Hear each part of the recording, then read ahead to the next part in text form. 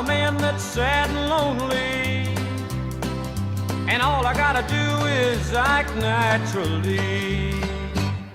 Well, I'll bet you I'm gonna be a big star, might win an Oscar, you can't. Welcome to Meet Me at the Movies. Noel T. Manning II here with Thomas Manning. And I got to say, this is probably the most technically challenged show we've had in a very long time. And that's even with Zoom and with talking to people in Australia and New Zealand and Bangladesh.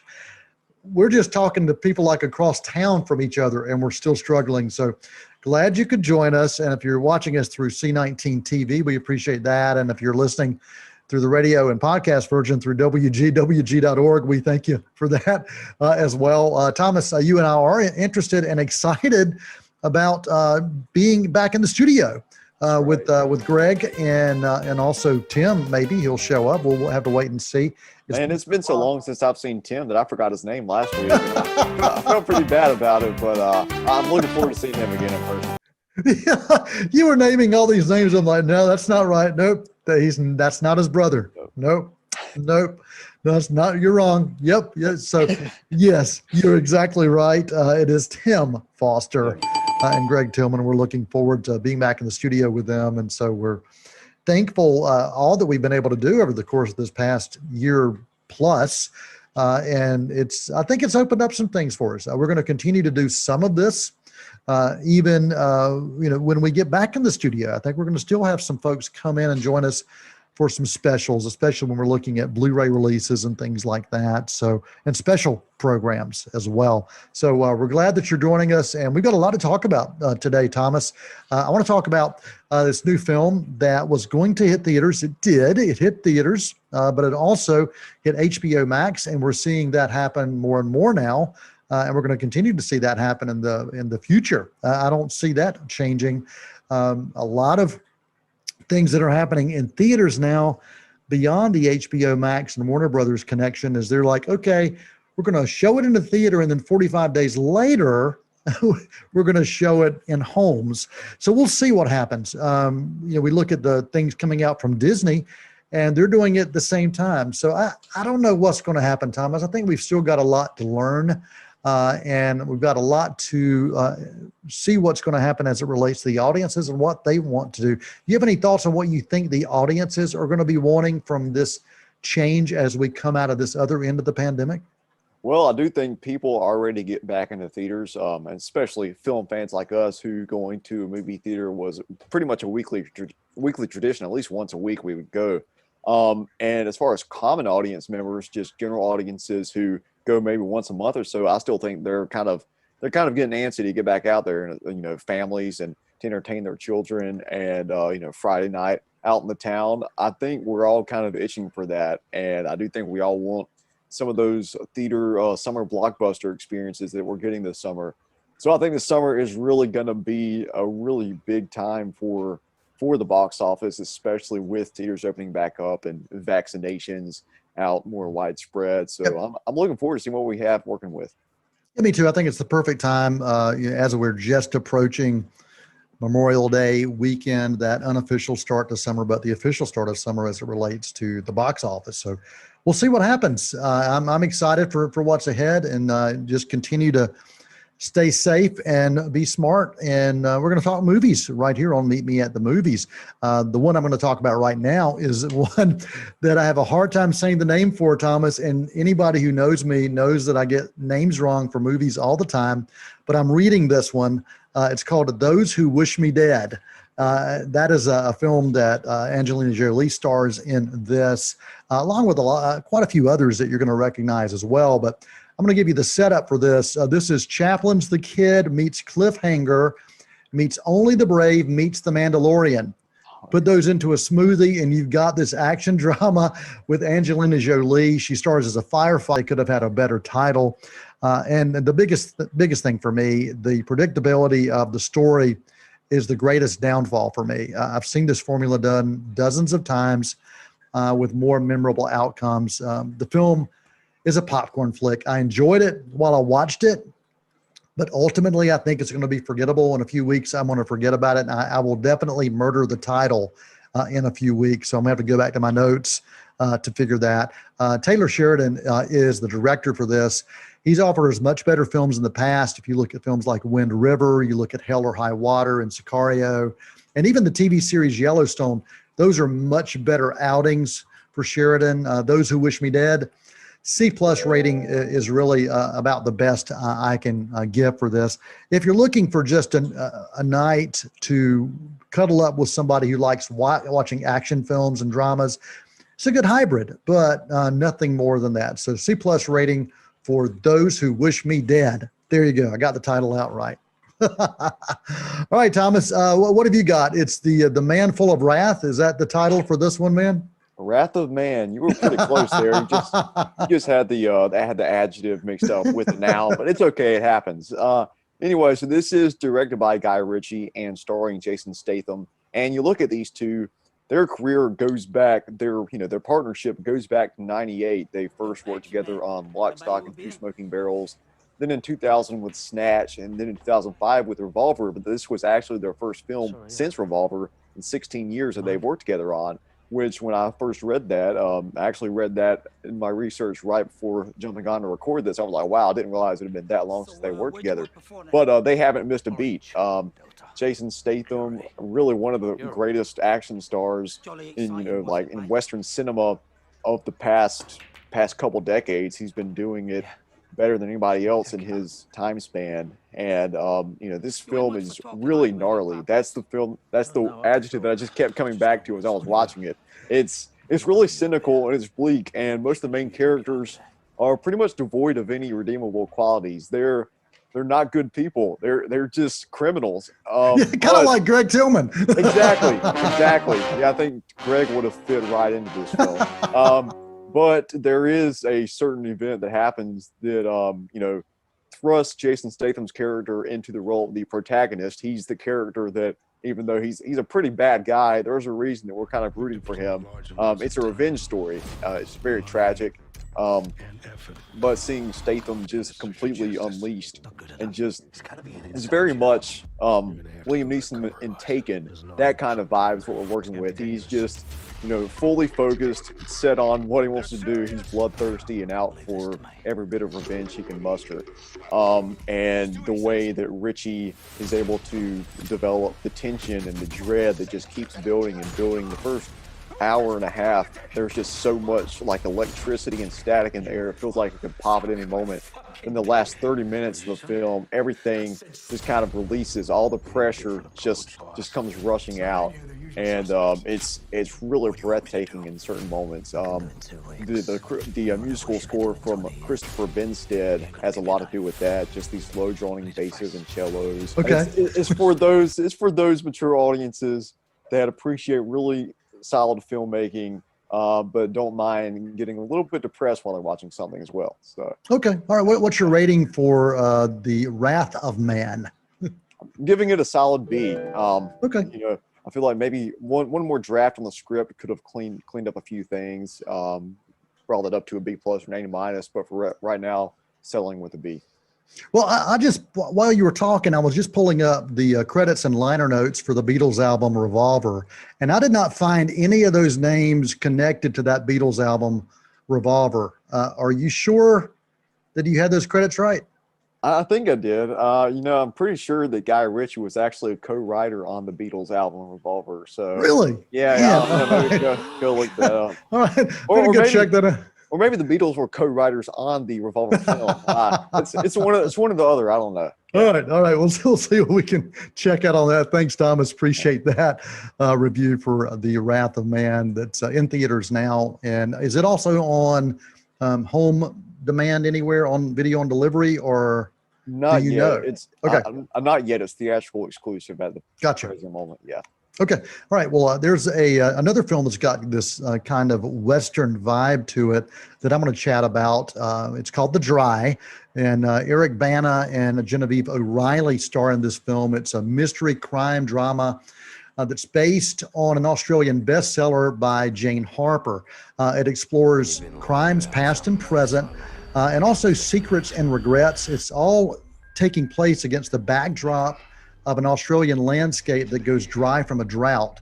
And what I loved about that is while that physically had an impact on the film from a visual standpoint, it also had an impact on the story. So the name of it doesn't just reflect to the dryness of the ground. It also reflects to what's happening with the characters and some of the situations.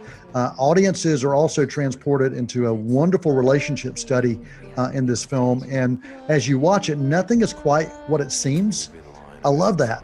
It's hard for a good mystery to work well and to work on all cylinders, but this one really did. It's a slow burn of a murder mystery that keeps you guessing the entire way. I thought the story, the casting, the locations, the directing, all perfect, and had this neo-Western vibe feel as well. Robert Conley was the director of this, and he is from Australia, and he knows the landscape, he knows the people, he knows the cast and crew to pull together, and he did such a marvelous job with this film.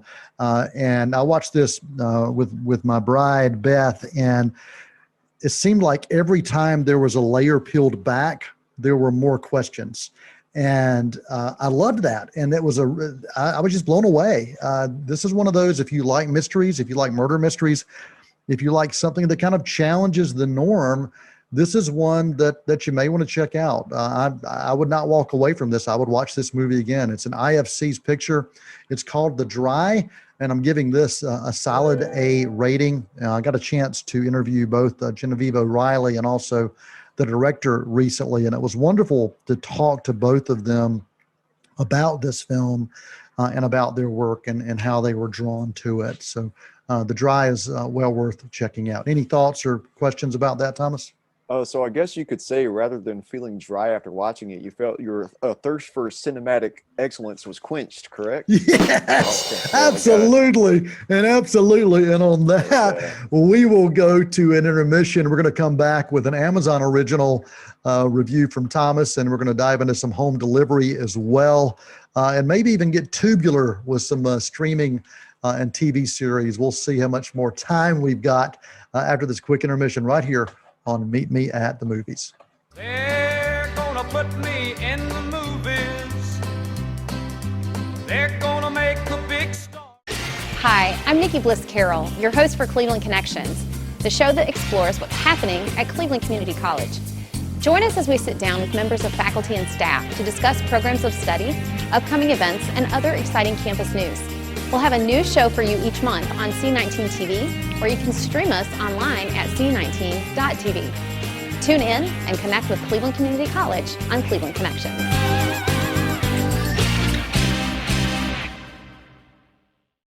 Listen up. Do you have a passion for cooking? A desire to learn more about the craft of professional food preparation? If so, now's a great time to check out Cleveland Community College's brand new Culinary Arts Academy. This exciting 3-month program offers hands-on training for jobs in the food service industry. Across the nation, food service is one of the fastest growing industries.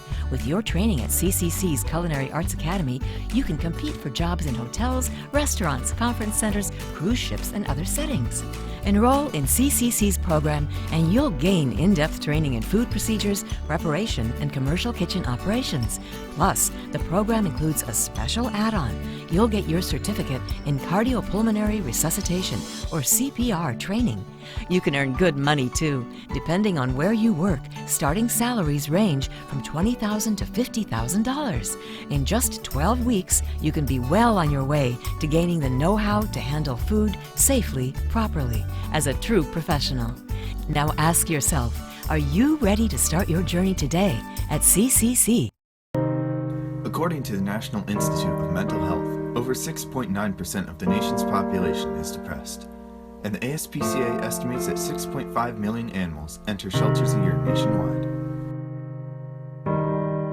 Adoption has helped me and her. Maybe it could help you. Adopting a pet has helped her cope with depression, as well as many others like her. For more information regarding pet adoption, please visit aspca.org today. These days, having a secure job really matters. Take plumbing, for instance. No matter what's going on with the economy, there will always be a need for professional plumbers to fix problems, help finish a new home or renovation, and make sure the plumbing works just right. Plus, professional plumbers can make a very good living. CCC offers what you need to get going with your career as a plumber. We have a fast-track certificate program to give you top-notch residential plumbing skills and knowledge of code requirements. Our more in-depth diploma program can give you the technical know-how and skills to handle residential and some big commercial projects. You learn how to lay, install, and maintain piping fixtures and systems for gas, hot water, drainage, sprinkling, and plumbing processing systems in any environment. Job security, good pay, professional status. Now the question is, are you ready to start your journey today? They're gonna put me in the movies. They're gonna make a big star. Hello, welcome back to Meet Me at the Movies. Noel T. Manning II here with Thomas Manning, talking film, talking cinema, talking other stuff that's visual, just because we can. Thomas, there's a new Amazon original called The Tiny Map of Perfect Things, I think. Is that right? You were close. It's actually the map of tiny perfect things. So the map is normal size, but it's the perfect things that are tiny. Yeah, okay. It's easy enough to get mixed up, so I don't blame you, you know. All right, let's see how many more of these titles I can mess up before the show's over. Go for it, man. Yeah, so if you saw Palm Springs last year, it was a Hulu original, starred Andy Samberg, Christine Milioti, and J.K. Simmons. That was kind of a time loop, sci-fi, rom-com type deal.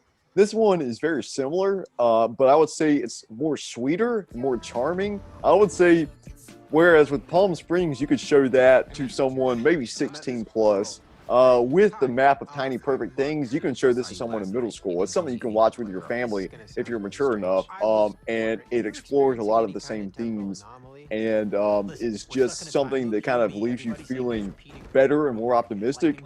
And again, I did like Palm Springs quite a bit. I thought that film had great chemistry, but I think the chemistry here between Catherine Newton and Kyle Allen in the lead roles might be just as good or even better.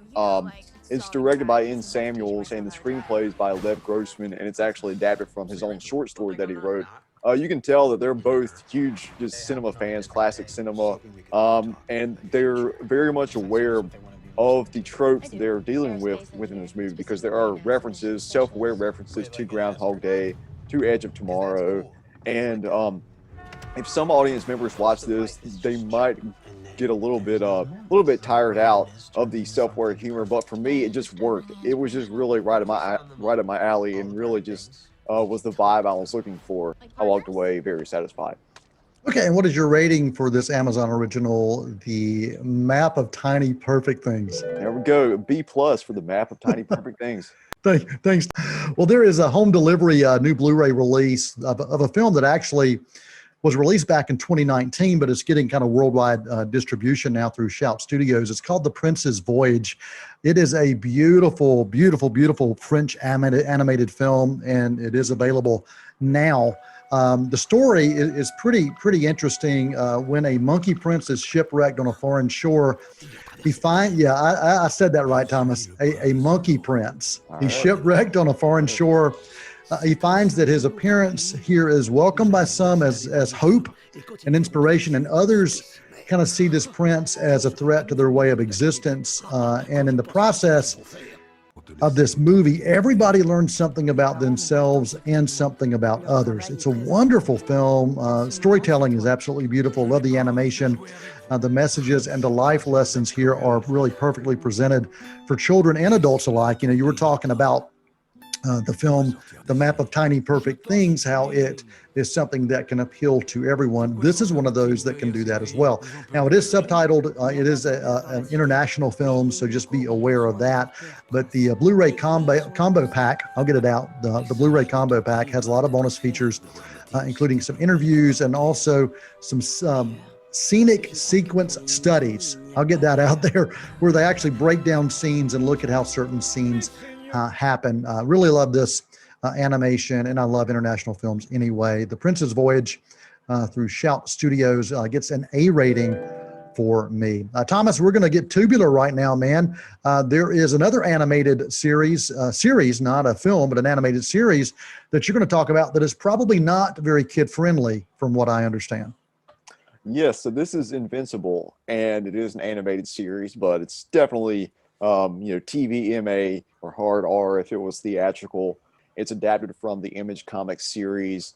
And already within the first season, it's been so well received by so many people, fans and critics alike, and they're already plans for seasons 2 and 3. But basically, this follows the character who is a teenager, high schooler, waiting to get superpowers because his father is Omni-Man, like the most powerful being on the planet, basically Superman. He's voiced by J.K. Simmons. The teenager is voiced by Stephen Yeun, who Oscar nominee this year for Minari. But basically, I saw somebody make this comparison.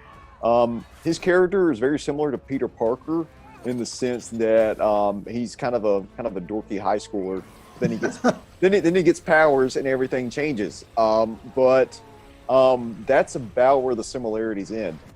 Because it just takes a wild left turn.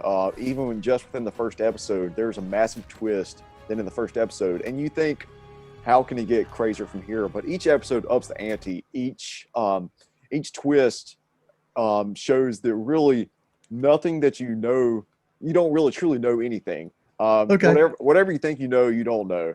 And it's not only just for the sake of shock value, but it also is for the sake of deeper thematic exploration. It explores, family and friendship, also just honor and the classic of good versus evil. And, what are some of the lines that you will refuse to cross for, being a hero and being truly a good man or a good person. It's a coming of age story in many senses, but in a very dark sense. I can't quite relate to it on a personal level, just because I'll just say you're probably a better dad than what we have with Omni-Man. There is not everything is what it seems with this character. I'm not spoiling. I'm not spoiling anything, but I'm just saying you will quickly find out that the nice, loving hero that Omni-Man is supposed to be is not quite what you're thinking. And as far as the animation, it's 2D animation, and it took an episode or two for me to get used to the style and some of the motion. It's not exactly what I'm used to of the caliber with some of this animation, but it eventually kind of folds in and becomes part of the charm as you're watching it. And you're like, okay, I get what we're doing with. And the more I watched the show, the more I loved it. And it wraps up most of the story for this first season. It doesn't leave you on a massive cliffhanger, so I'm really looking forward to the next few seasons. Okay. And Invincible, what are you giving this first season as far as a rating? First season, I got to give it a solid A. Okay, solid A for Invincible. It is not the story of Thomas and his dad. I want to make sure we make that clear. While we're continuing to talk about series, there is a Hulu series called The Handmaid's Tale. I've talked about this previously, and we are in season 4, several episodes in, which is pretty amazing. This is one of those series that continues to get stronger with the storytelling and with the acting every season. And I think that is a really, truly difficult thing to do and to do it well. Handmaid's Tale has done that. It is a tough one to binge though, Thomas. We're talking about the subject matter and about not for the young ones. The subject matter of this is adult, without a doubt. This is not for the young kids at all. But if you are into dystopian stories that are set in alternate America, continuing to ask kind of the what if questions, it's well worth your time. I've said it before and I'll say it again, 4 seasons in, A rating. It's still pretty solid, and I continue to be impressed with The Handmaid's Tale. We had a movie several years ago, best-selling book, and here we are. This honestly plays out so much better as a series than it did as a movie, even though the movie was good for what it was. Seeing this in the series, this truly works. And I think, Thomas, we've talked about this. We are in this time truly almost a second golden age of television because of streaming services and because of paid services. And we're able to get so much more incredible quality work. You know, you and I talked about The Watchmen. You watched The Watchmen recently, the Zack Snyder version, which you had never seen. And you felt that it probably would be better as a series, right? Yeah, exactly. Which has inspired me to go.